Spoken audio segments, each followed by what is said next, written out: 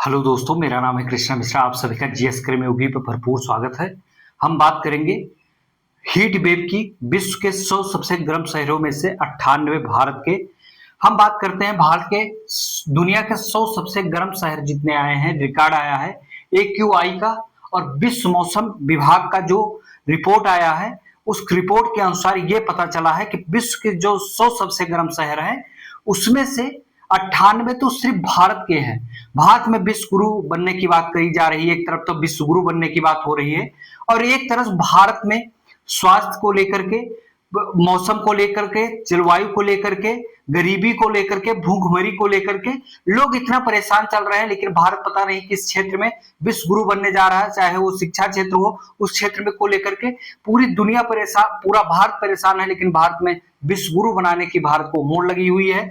हम बात करेंगे दुनिया के 100 गर्म देशों में से सिर्फ 98 भारत के। बहुत बड़ा और डरावना और भयावह आंकड़ा सामने आया है। तो इस आंकड़े को हम जानेंगे, इतनी गर्मी भारत में क्यों पड़ रही है, इससे कैसे निजात पाया जा सकता है, इसको जानेंगे। और हमें क्या सावधानी बरतनी है, इसको हम जानेंगे। ठीक है। भीषण गर्मी से जनजीवन एकदम त्रस्त हो गया है, हाहाकार मच गया है। खासकर अब बता रहे हैं कौन कौन सा राज्यों में: उत्तर प्रदेश, मध्य प्रदेश, छत्तीसगढ़, राजस्थान। और उत्तर भारत के लगभग सभी राज्यों में गर्मी से हाहाकार मच गया है। हर व्यक्ति गर्मी से त्रस्त हो गया है। अप्रैल के महीने में अमूमन गर्मी होती है, ऐसा नहीं है कि गर्मी नहीं होती है, हर साल होती थी। लेकिन इस वर्ष जिस तरीके से गर्मी पड़ रही है, 44 से 45 डिग्री सेल्सियस तापमान दिन का पहुंच गया है। उस अनुसार अगर देखा जाए तो अप्रैल महीना इस बार 2026 का बहुत ज्यादा तेजी से गर्म हो गया, बहुत ज्यादा गर्मी बढ़ गई है। तो इसकी वजह क्या है? असली वजह, हर वर्ष अप्रैल में गर्मी पड़ती है। अप्रैल में भाई अमूमन गर्मी बढ़ी जाती है, लेकिन जिस तरीके से इस वर्ष बढ़ी, इस तरीके से कभी नहीं बढ़ी। इस तरीके से विश्व गुरु बनने की बात की जा रही है, इस तरीके से विश्व गुरु कोई नहीं बन सकता है जिस तरीके से गर्मी बढ़ रही है। और दुनिया के 98 100 देशों में से 98 शहर, 100 शहरों में से 98 शहर सिर्फ भारत के हैं।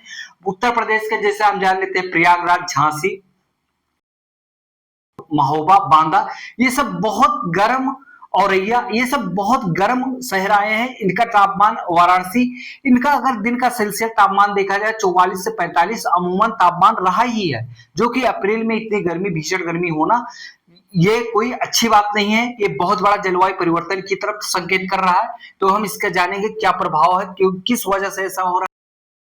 हाउस प्रभाव जानेंगे। ग्रीन हाउस प्रभाव को हम समझते हैं क्या होता है। ग्रीन हाउस प्रभाव वो होता है, लंदन में अमूमन और यूरोप में पूरे लगभग हमेशा ठंड का मौसम होता है, ठंडी होती है। और जब वहां पे ठंडी होती है तो वहां पे कृषि करने के लिए शीशे का घर बनाया जाता था। शीशे के घर में जब सूर्य की रोशनी पड़ती तो सूर्य की रोशनी सीधा जो है उसके अंदर आ जाती थी, तो वो सूर्य की गर्मी को अपने अंदर समाहित कर लेता था, वो बाहर नहीं निकलने देता था। ठीक है। तो इसको ग्रीन हाउस नाम दिया गया। इसको क्या नाम दिया गया? Green house. जब शीशे के घर में आप देखे होंगे जहां पे एसी लगी हो, जहां पे कहीं पे वातानुकूलित या ठंडी को कंट्रोल करने के लिए या गर्मी को कंट्रोल करने के लिए कहीं पे, तो वहां पे शीशे के दरवाजे लगाए जाते। क्यों? क्योंकि लकड़ी या हम लोहे का दरवाजा लगाया जाएगा तो बाहर निकल जाएगी चीजें, इतना कंट्रोल में। शीशा जो है वो अंदर का जैसा जलवायु मौसम बन गया है वैसा ही रहेगा। इसके पीछे का हम तर्क जानते हैं सबसे पहले कि क्या सूर्य की रोशनी बढ़ गई है। सबसे पहला सवाल तो ये उठता है, क्या सूर्य का प्रकाश पहले की अपेक्षा बढ़ गया? नहीं, सूर्य का प्रकाश नहीं बढ़ा है। अब हम ग्रीन हाउस गैस पे आते हैं। ग्रीन हाउस गैस को प्रभावित करने वाली कौन से गैस है? Carbon dioxide, methane, nitrous oxide, अन्य कई गैसें हैं। तो ये जो ग्रीन हाउस प्रभाव होता है, सूर्य की किरणें जब खूब तेजी से पूरे दिन की किरणें, जो सूर्य की किरणें होती, तो पृथ्वी पूरे दिन तो खूब गर्म होती है, हीट होती है। उसके बाद रात को ये अपनी एनर्जी, गर्म एनर्जी को रिलीज कर कहां पे? वापस। और सुबह तक मौसम पहले शाम को ठंडा हो जाता था। जैसे पहले 19वीं सदी के पहले मौसम ठंडा हो जाता था, रातें ठंडी होती थी, रात में लगभग लोग चादर ओढ़ते थे। आजकल आप दिन रात कभी नहीं ओढ़ सकते। तो जब वो जो पृथ्वी की किरणें होके वापस चली जाती थी, अब क्या हुआ? ग्रीन हाउस गैस क्या काम करती है? ग्रीन हाउस गैस जो कार्बन डाइऑक्साइड है, मीथेन, नाइट्रस ऑक्साइड, ये पृथ्वी से 15 से 20 किलोमीटर ऊपर वायुमंडल में जाकर के एक अपनी मोटी लेयर बना ली है, और पृथ्वी की जो हेड वेव निकल रही है इसको ये सीधा वापस नहीं जाने देती और ये इसको समाहित कर रही थी। जैसे आपको एक रूम में बंद कर दिया गया और उस रूम का माहौल जो है खूब गर्म कर दिया गया, और आपकी जितनी गर्म एनर्जी वहां पे है उसको बाहर नहीं निकलने दिया जा रहा है। इसी तरीके से कुछ खास पृथ्वी की तरह वो पृथ्वी के साथ हो रहा है, क्योंकि सूर्य की किरणें तो अपने टाइम पे रोज उतनी ही तेजी से आ रही हैं, लेकिन यहां से निकलने वाली एनर्जी, यहां से निकलने वाली जो हीट वेव है वो वापस नहीं जा पा रही है। तो इसके वजह से उमस बढ़ती जा रही, गर्मी बढ़ती जा रही है। उसके पीछे सबसे बड़ा उत्तरदायित्व किसका है? कार्बन डाइऑक्साइड, मीथेन और नाइट्रस ऑक्साइड। ये छत की तरह अपने आप को वहां पे बना ली है और ये वापस नहीं जाने देती है। इसके वजह से यही है ग्रीन हाउस प्रभाव। फिर हम जानेंगे यल नीनो। इस बार सब लोग कह रहे हैं यल नीनो आया है। नहीं भाई, यल नीनो नहीं, इस बार सुपर यल नीनो आया है। सुपर यल नीनो जब आता है तो क्या कार्य करता है? सुपर यल नीनो प्रशांत महासागर में आता है। तो प्रशांत महासागर किस तरफ है? दक्षिण एशिया के साइड में है। तो प्रशांत महासागर पूरे दक्षिणी एशिया की जलवायु और मौसम को बहुत प्रभावित करता है जिस वर्ष आता है। तो इस वर्ष आया है यल नीनो, सुपर यल नीनो। सुपर यल नीनो जब आया तो वो तो सबसे पहले मौसम को प्रभावित करेगा, और उसकी सतह की, प्रशांत महासागर की गर्म हवाएं, उसके सतह की गर्म हवाएं जो होती हैं ये भारत सहित पाकिस्तान और दक्षिण एशिया के समस्त देशों में जाती हैं, जिससे वहां की वायु बहुत गर्म हो जाती। पहले से गर्म थी और वहां पे गर्म वायु तो और गर्म हो गई। तो इससे गर्मी, ये कारण है सुपर एल नीनो की वजह से और बढ़ गई है। ओजोन का क्षरण, ओजोन पूरा कर लिया गया। ओजोन अभी बहुत व्यापक उत्पादन हो रहा है। एरोसोल के उत्पादन की वजह से क्या कहते हैं, ओजोन क्षरण जो है वो, ये एरोसोल गैस भी, ये भी पृथ्वी की जो एनर्जी है इसको वापस जाती थी, इसको वापस, इसका प्रभाव क्या पड़ेगा? इतना भीषण गर्मी होगी तो आपका जनजीवन प्रभावित होगा। तो खास सुरक्षा संकट में आ जाएगी। खास सुरक्षा सबसे पहले संकट में आएगी, क्योंकि में जो कृषि करने के लिए टेम्परेचर चाहिए वो 30 से 35 सेल्सियस चाहिए। सेल्सियस है टेम्परेचर, 40 से 44 से अधिक है। तो जब इतना टेम्परेचर बढ़ जाएगा, सुरक्षा संकट में पड़ जाएगी। 30% खाद्यान्न उत्पादन कम हो जाएगा। इससे खाद्यान्न संकट भारत में उत्पन्न हो जाएगा। जंतु मनुष्य का जीवन जो है बहुत प्रभावित होगा जाएगा, संकट में आ जाएगा। मिट्टी की नमी, जब सूर्य की प्रकाश इतनी तेजी से आएगी तो सूख लेगी, और जब वो मिट्टी की नमी को सूख लेगी तो जमीन और भूमि बंजर हो जाएगी, वो उपजाऊ नहीं रह जाएगी। फिर हम जानेंगे अस्तित्व संकट में आ जाएगा। जब इतनी सारी घटनाएं एक साथ घटित होंगी, सूर्य के प्रकाश इतने तेजी से आता, वायुमंडल इतनी गर्म हो गई है, वायु इतनी गर्म हो गई। पहाड़ी क्षेत्रों में ग्लेशियर होते हैं, क्योंकि वहां की वायुमंडल जो होता है वो ठंडा होता है, तो वहां पे ग्लेशियर होता है। ग्लेशियर धीरे धीरे गलता है, जिसकी वजह से वहां पे नदियां सदा, जैसे गंगा नदी भारत में है, सदा नीरा नदी बनी रहती है, हमेशा पानी रहता है, सतत बहती रहती है। तो जब ये गर्म हवाएं जाएंगी तो ये क्या करेंगी, वहां पे ये हवाएं जाएंगी तो ग्लेशियर में ये चुभन का काम करेंगे, छेदने का कार्य करेंगे, जाएंगे और टकराएंगे और छिद्र कर देंगे। यानी कि इतनी तेजी से जाएंगी, और ग्लेशियर में गर्म हवाएं अगर ग्लेशियर में चुभेंगी तो ग्लेशियर बहुत तेजी से गलेगा, और ग्लेशियर जब गलेगा तो बहुत तेजी से बाढ़ आएगी, और जब बाढ़ आएगी तो जनजीवन प्रभावित होगा। उसके बाद ग्लेशियर खत्म हो जाएगा तो फिर क्या होगा? जब ग्लेशियर खत्म हो जाएगा तो सारी नदियां सूख जाए, और नदी के किनारे बसे हुए शहर और नदी के ऊपर डिपेंड जीव जंतु मनुष्य का जीवन अस्त व्यस्त और नष्ट हो जाएगा। अब फिर हम बात करते हैं शहरों के बारे में। शहरों के बारे में बात करते हैं। शहरों का जब लोग गांव से विस्थापन करके शहरों की तरफ आए तो पहले शहर भी गांव हुआ करता था, इतना बड़ा शहर नहीं होता। भौतिक जंजीर, जो भौतिक संसाधन इनका इतना दुरुपयोग नहीं किया जा रहा था, इतना इनका उपयोग नहीं किया जा रहा था, क्योंकि साधारण जीवन, अच्छा जीवन मनुष्य जी रहा था। लेकिन मनुष्य को अपना जीवन नरक बनाना था, इसलिए इसने भौतिकतावादी दुनिया को, भौतिक संसाधनों को पैदा कर लिया नरक बनाने के लिए। और ये क्या काम किया? शहरों में सबसे पहले शहरों में क्या होगा, शहरों में तेजी से पेड़ों की कटाई की गई और वहां पे बड़े बड़े कंक्रीट के बिल्डिंग खड़ी कर दिए गए। और जब कंक्रीट के बिल्डिंग खड़े कर दिए गए तो वहां पे कंक्रीट भी जमीन में बिछाई गई, काली डामर कर दी गई सारी चीजें। तो ये जब कंक्रीट होती है, काली डामर होती है, सूर्य की किरणों को दिन भर तो अपने, जब सूर्य की किरणें खूब तेज पड़ती है कंक्रीट पे तो अपने अंदर उसके किरण को, उसकी गर्मी को, उसकी उष्मा को अपने अंदर समाहित कर लेती है। और रात में जब ये रिलीज करती है तो पूरे शहर में अमूमन बहुत गर्मी हो जाती है। दिन की अपेक्षा रात में गर्मी बढ़ जाती है। जब रातों को मौसम ठंड होना चाहिए तब रातों को और गर्मी बढ़ जाती है। और इससे जनजीवन इतना प्रभावित होता है कि लोगों के न जाने कितने लोगों की हर वर्ष इसकी वजह से मृत्यु हो जाती है।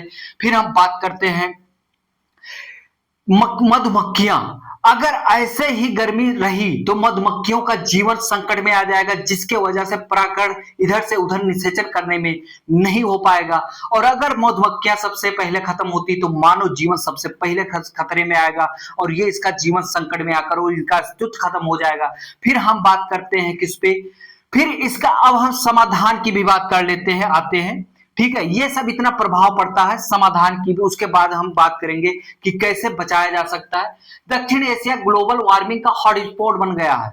क्या बन गया है? ग्लोबल वार्मिंग का हॉटस्पॉट। दक्षिण एशिया सबसे गर्म है, खासकर भारत अपने आप को दुनिया का विश्व गुरु कह रहा है, लेकिन भारत में ना स्वास्थ्य व्यवस्था अच्छी है, ना शिक्षा व्यवस्था अच्छी है, न यहाँ पे लिए कोई कार्य किया जा रहा है, चाहे वो राज्य सरकार हो चाहे केंद्र सरकार हो। कोई भी पर्यावरण के मुद्दे पे चुनाव नहीं लड़ा जा रहा। आप सभी लोगों को लड़ा जा रहा और वो जीत जाते हैं। आप सभी का जीवन संकट में आ गया। अपना अस्तित्व बचाना चाहते हैं तो आप अपनी मांग उठाएं और हमारे इस वीडियो के माध्यम से आप सभी लोगों तक जागरूकता पहुंचे और आप सभी लोग अपनी मांग उठाएं और अपनी मांग सरकार से कहें। हमें अब लॉलीपॉप नहीं चाहिए, हमें अपना जीवन सुरक्षित चाहिए, हमें खुशहाल स्वस्थ जीवन शिक्षित मनुष्य बनना है, ना कि हमें अब बहुत हो गई नौटंकीबाजी, बहुत हुई ड्रामेबाजी। अब आप लोग अब भी तो जाग जाइए, अब भी अपना जीवन बचाने का बहुत महत्वपूर्ण गोल्डन चांस है। नहीं आने वाली पीढ़ियां आपको बहुत गाली देने वाली हैं भर भर के। आप तो अपने जीवन का आनंद लेकर चले जाएंगे, लेकिन आने वाली पीढ़ियों के लिए कुछ छोड़ के नहीं जाएंगे। अभी भी टाइम बचा हुआ है कि पर्यावरण को बहुत अच्छे से बचाया जा सकता है, बहुत टाइम है। हम समाधान की बात करेंगे। समाधान में पेड़ों को अधिक से अधिक लगाया जाए। मियावाकी, जापान में मियावाकी पद्धति के आधार पे पेड़ों की रोपाई की जाती, पेड़ों को लगाया जाता है। मियावाकी पद्धति के आधार पे पेड़ों को लगाया जाना चाहिए भारत में। और भारत में अहमदाबाद जैसे शहर का रोल मॉडल जो बना है, अहमदाबाद शहर पर्यावरण के अनुकूल, अहमदाबाद शहर जैसे पूरे भारत के शहरों को ऐसा बनाया जाना चाहिए। हमारी सरकार से यही मांग है, आप सभी लोग अपनी मांग रखें। ग्रीन एनर्जी की तरफ सरकार को बहुत तेजी से जाना चाहिए, कोयला का प्रयोग कम करना चाहिए और ग्रीन एनर्जी, पवन ऊर्जा, सौर ऊर्जा का सदुपयोग करके ग्रीन एनर्जी में बड़े बड़े इलेक्ट्रिक, चाहे वो फैक्ट्री हो चलाना चाहे गाड़ी हो, चाहे जी इलेक्ट्रिक की तरफ बहुत तेजी से सभी लोगों को अग्रसित होना चाहिए, बढ़ना चाहिए। अगर ऐसा अभी भी नहीं होता है, आपका जीवन अभी भी बचा हुआ है, अगर आप अपने जीवन को सुरक्षित रखना चाहते हैं तो आप अपनी मांग जरूर उठाएं। और अगर आप अपना जीवन नहीं करते हैं तो आपका जीवन आपके खतरे में आ जाएगा। हम बता रहे हैं भीषण गर्मी से बचने के उपाय हमारी तरफ से, जो उसको अगर आपका इच्छा करे तो फॉलो करिएगा। पानी खूब ज्यादा पिए, खासकर नींबू पानी पिए, धूप में ना निकले, ग्लूकोज पानी हो तो ग्लूकोज पानी या नींबू पानी में से दोनों में से कुछ भी पिए, दोनों पिए। बाहर अगर कहीं जाते हैं तो आप प्रिफर करें कि आप जूस पिएंगे, ज्यादा कोल्ड ड्रिंक नहीं पिएंगे, जूस खासकर पिए, लस्सी पिए।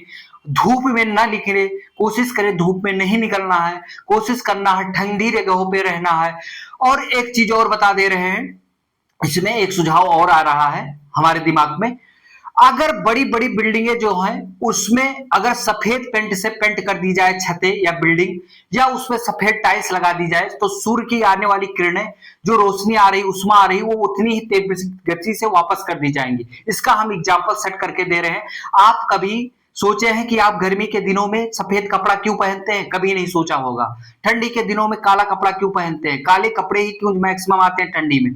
क्योंकि सफेद कपड़ा जो होता है वो ऊष्मा को बाहर निकालता है शरीर से, और सूर्य की किरणें जो सफेद कपड़े पे पड़ती हैं वो ऊष्मा वापस चली जाती हैं, और ब्लैक कपड़ा जो होता है वो ऊष्मा को अपने अंदर समाहित कर लेता है। तो इस प्रकार ऐसे ही समझाए रहे हैं कि छतों पे सफेद टाइल्स लगाई जानी चाहिए और सफेद पेंट से पेंट किया जाना चाहिए, और हार्वेस्टिंग के माध्यम से सुरक्षित जलों का बचाव किया जाना चाहिए। मैक्सिमम जितना हो सके अधिक से अधिक बचाव किया जाना चाहिए। संसाधनों का दुरुपयोग करना बंद कर दीजिए। अभी भी मौका है आप सभी लोगों के पास, अभी अगर नहीं चेते हैं। अगर आप आंकड़ा उठा के देखेंगे, आपकी स्थिति इतनी घटिया हो गई है कि आपकी स्थिति पाकिस्तान से भी घटिया स्थिति भारत की हो गई है। भीषण गर्मी के मामले में पाकिस्तान का एकमात्र शहर जकोबाबाद आता है, और बाकी एक शहर जो है वो दक्षिण अफ्रीका का कोई भी शहर हो सकता है। जब भी बहुत ज्यादा टेम्परेचर बढ़ जाता है तो वहां का शहर आ जाता है, कोई भी शहर आ जाता है। लेकिन आपके पड़ोसी नेपाल, भूटान, बांग्लादेश, नेपाल, पाकिस्तान, चाइना, चाइना देखिए एक भी शहर नहीं है चाइना का। कितने अच्छे से उन्होंने अपने आप रोल मॉडल है जो आपका चाइना। विकास के मामले में देखिए तो दुनिया में अमेरिका के बाद सबसे ज्यादा विकास किसी ने किया है तो वो चाइना ने किया है। वो आपके लिए बहुत बड़ा रोल मॉडल है। तो आप ऐसे रोल मॉडल से अपने आप का विकास करें और पर्यावरण के अनुकूल काम करें, ना कि हमें विश्व गुरु बनाए। हमें विश्व गुरु नहीं बनना है, हमें अच्छा जीवन चाहिए। और आप पसंद आया हो तो सब्सक्राइब करें और अधिक से अधिक लोगों का शेयर करें, ताकि अधिक से अधिक लोग जागरूक हों और अपनी मांग सरकार तक उठाएं। अब हम चलते हैं, अगले वीडियो लाएंगे और इंटरेस्टिंग वीडियो देखने और अच्छी इंटरेस्टिंग वीडियो देखने के लिए चैनल को सब्सक्राइब करें, बेल आइकन को दबाएं, ताकि सबसे पहले आप तक वीडियो पहुंचे।